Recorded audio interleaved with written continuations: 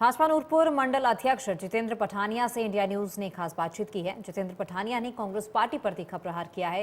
जितेंद्र पठानिया ने कहा है कि कांग्रेस पार्टी ने हिमाचल प्रदेश की भोली भाली जनता को ठगा है। महिलाएं इंतजार कर रही हैं कि कब हमारे खाते में 1500 रुपए आएंगे। उन्होंने कहा कि प्रधानमंत्री नरेंद्र मोदी ने देश की महिलाओं को अहम तोहफा दिया है और उन्होंने क्या कुछ कहा है वो भी आप सुनिए। नमस्कार, इंडिया न्यूज़ में आप सभी का स्वागत है। मैं हूं संजीव महाजन। आज हम खास बातचीत करने आए हैं नूरपुर भाजपा मंडल अध्यक्ष जितेंद्र पठानिया से। पठानिया जी, आप अभी कुछ दिन पहले ही मंडल के अध्यक्ष बने हैं। किस तरीके की आपकी कार्रवाई जो मंडल में चली हुई है उसके बारे में जानकारी देंगे जी। धन्यवाद सर। ऐसे है, मंडल के अंदर जो मुझे कार्यभार सौंपा गया है उसमें बड़ी भारी जिम्मेवारी है और मैं चाहूँगा कि जो मुझे जिम्मेवारी दी गई है उसको ईमानदारी से निभाऊं और उसी के अधीन अभी मैं ताज़ी आपको बताता हूं कि आजकल हम क्या कर रहे हैं।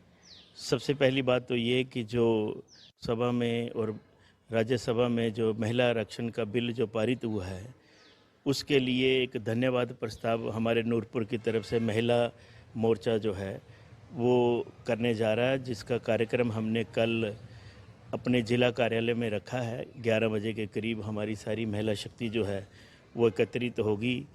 उनके अंदर बड़ा उत्साह है, बड़ी खुशी है, बड़ी उमंग है। उन्हें लगा कि कोई तो कोई आया जिसने हमारी आवाज़ को सुना और उसी के उपलक्ष्य में हमने ये कार्यक्रम रखा है।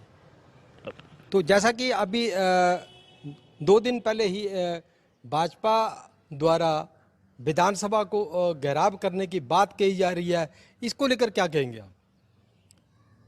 नई सरकार जब बनी प्रदेश के अंदर तो लोगों को बड़ी उम्मीदें थी, बड़े सारे वादे किए गए, लेकिन हकीकत में उन वादों को पूरा करना सरकार भूल गई। तो विपक्ष की ये ड्यूटी बनती है कि वो सरकार को जगाए कि आपने जिस मुद्दे पर सरकार बनाई थी उनको आप अभी पूरा क्यों नहीं कर रहे। आप देख रहे हैं जहां हमारे प्रधानमंत्री जी महिलाओं को आरक्षण दे रहे हैं और दिया है, महिलाओं को गैस जो है उसके दामों में उन्होंने कटौती करके जैसे 200 रुपया कम किया है, इसी तरीके से उज्ज्वला योजना के तहत जो सिलेंडर है उसके दाम भी कम हुए हैं। इसी तरीके से और लाखों कनेक्शन जो हैं वो उज्ज्वला योजना के तहत महिलाओं को देने जा रही है सरकार। लेकिन दूसरी तरफ हमारी प्रदेश की सरकार ने 1500 रुपया देने का वादा किया था हर महिला को। 9 महीने बीत गए सरकार को बने हुए, उस तरफ सरकार का ध्यान नहीं गया। प्रदेश के अंदर आपको पता है कि सीमेंट का उत्पादन होता है। आए दिन सरकार अपनी मर्जी से सीमेंट के दामों को बढ़ाती चली जा रही है। अपने प्रदेश में पैदा होने वाला सीमेंट तैयार होने वाला उसके दाम इतने बढ़ गए हैं कि गरीब आदमी वहाँ से खरीद नहीं सकता। दूसरी ओर आपको बताऊं, डीजल और पेट्रोल के ऊपर सरकार अपनी मर्जी से वैट बढ़ाती जा रही है। अन्य प्रदेशों में डीजल और पेट्रोल सस्ता मिलता है, लेकिन हमारे प्रदेश के अंदर डीजल और पेट्रोल महंगा मिलता है। इस तरह के कई मुद्दे हैं जिस कारण लोगों में रोष है और इसी मुद्दे को लेकर के हमारा विधानसभा में 25 तारीख को घेराव का कार्यक्रम। हम आपसे जानना चाहेंगे, जैसे कि हिमाचल प्रदेश में अभी कुछ दिन पहले इतनी बड़ी त्रासदी हुई है, आपदा आई हुई है, क्या भाजपा का जो ये जो निर्णय लिया गया है विधानसभा का घेराव करने के लिए, क्या ये इस समय उचित माना जाएगा? ऐसे है, अगर हम उसी त्रासदी को लेकर बैठे रहेंगे तो आगे काम कैसे चलेगा।